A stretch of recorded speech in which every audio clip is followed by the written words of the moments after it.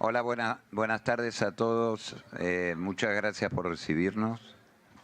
Para mí es un placer poder explicarles cómo se ha elaborado esta ley, que es muy amplia, que abarca muchos sectores de la sociedad y que sí consiste en una reforma del Estado, porque lo que viene a hacer es a revisar muchas de las funciones que el Estado a lo largo del tiempo, especialmente en las últimas 2 décadas, ha sido. El Estado ha sido empresario, regulador, interventor, eh, asistencialista, ha tenido muchas funciones y muchas de esas se revisan, muchas quedan, dependiendo los distintos sectores. Como, como explicó José Rolandi, este es un trabajo que se comenzó en febrero del año pasado, con distintos integrantes en cada uno de los sectores, y lo que pretende es hacer una reforma del Estado, aunque luego se cambió el título de la ley por el título que lleva ahora, pero en esencia es una reforma del Estado eh, moderna. Y con moderna quiero decir que aprovecha todas las posibilidades que brinda nuestro ordenamiento jurídico para poder llevar una reforma del Estado, no solo en el orden administrativo o económico, sino en los distintos sectores de la sociedad.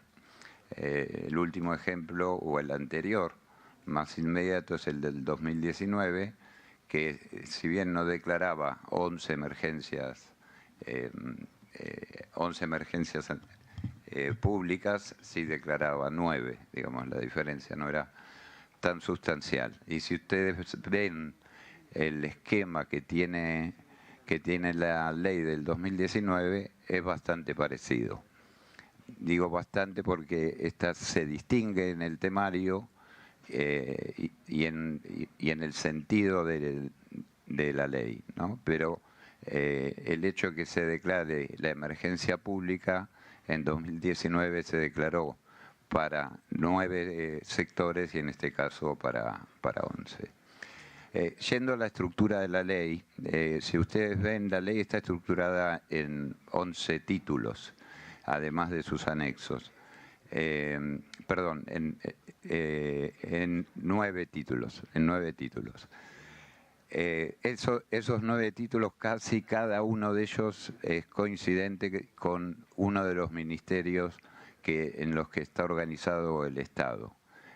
Salvo el caso de Cancillería, que no requirió de ninguna reforma del Estado, y el caso de Seguridad y Defensa, que se trata como un mismo título.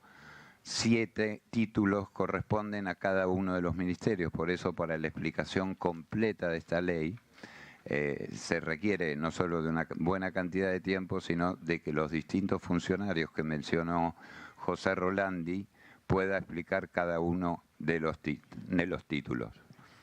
Los primeros 2 títulos de la ley se refieren a la declaración de emergencia pública, el primer título, y el segundo es una reordenación administrativa que aplica a todo el sector público y por tanto a todos los ministerios.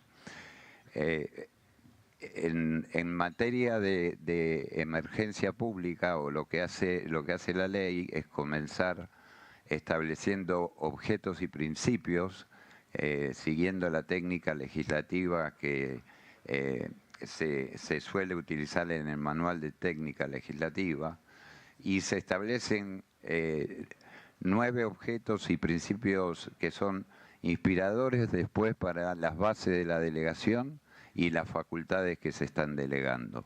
No son objetivos y principios que se escriben porque sí. Perdón. Respecto de la declaración de emergencia, se ha respetado lo máximo posible, e incluso más si uno ve los ejemplos anteriores, que en los que se ha declarado la emergencia pública, y ahora voy a explicar por qué, se ha seguido lo que requiere el artículo 76 constitucional para poder el Poder Legislativo ejercer facultades que corresponden al Congreso. En ese sentido se establecen las bases de delegación, se establece un plazo determinado que una vez que se empezó a conocer el proyecto, hemos recibido comentarios de lo extenso que resulta un plazo de 2 años de emergencia más 2 más, y por tanto nos sugerían que fuera de 1 más 1 de prórroga, aspecto que estamos considerando para poder incluirlo en la versión final. La declaración perdón.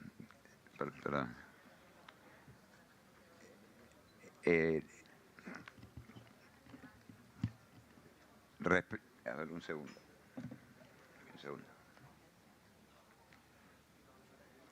Respecto de la ley, una cosa que me pareció importante, además de declarar la emergencia pública, hace cambios de leyes por leyes, no está haciendo modificaciones legales en el sentido que lo hace cualquier proyecto de ley, ¿no? Por tanto, en cada uno de los títulos, que repito, se refieren a cada uno de los ministerios, van a haber cambios, que es una ley por otra ley o a veces la facultad delegada. En cuanto a la facultad delegada, sí quería decirle que respetaba el plazo, la base de la delegación, el sentido, tanto en su alcance, el alcance, si uno lo ve, es mucho más preciso que muchas de las declaraciones de emergencia que se han hecho en esta casa en distintas leyes. Les podría dar los ejemplos, pero creo que ustedes los conocen. Y en este caso se ha tratado de, parecen muchas delegaciones, pero lo que se ha tratado de ser es bien preciso en la facultad que se está delegando, para mayor tranquilidad del órgano delegante, de que tiene un alcance preciso y una facultad delegada. Entonces, para entender, cuando hablamos de la delegación legislativa que se está pidiendo, hay que entender los objetos y principios que tiene la ley, las bases delegadas específicas en el orden, en la materia que sea, y posteriormente la facultad concreta que se está delegando. De manera que esto no se trata de que sea ni un cheque en blanco por parte que está pidiendo el Poder Ejecutivo al Congreso, ni que se está pretendiendo cerrar el Congreso.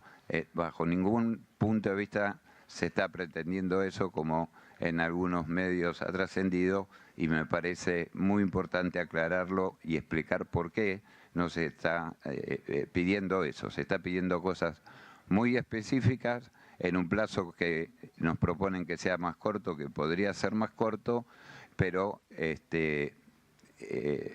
es mucho más preciso y moderno respecto a todas las reformas del Estado anteriores que empezaron en los 90 con la ley 23696 y que continuaron con la reforma de la 25561 y otras con la última anterior del gobierno de Alberto Fernández.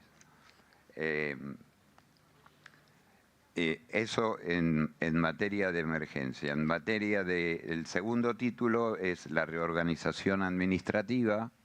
Este capítulo, y ahora le voy a ceder la palabra al doctor Barra, que lo puede explicar mucho mejor que yo, pero la esencia de este capítulo sigue la emergencia que se hizo en la ley 23696, donde ante las situaciones en que se encuentra, la dimensión en que se encuentra el sector público, el Poder Ejecutivo necesita facultades para poder ordenarlo, para poder achicarlo, por la duplicidad de funciones, organismos, etcétera, que existen. Pero Le cedo por un momento la palabra a Rodolfo para que explique un poco mejor este título, que tiene una buena cantidad de capítulos. Después vuelvo a tomar la palabra. ¿Te parece? Sí. Lo llamo.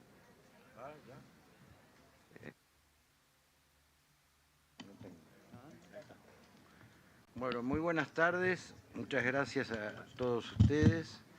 Esto es una muestra de cómo, a pesar de las situaciones de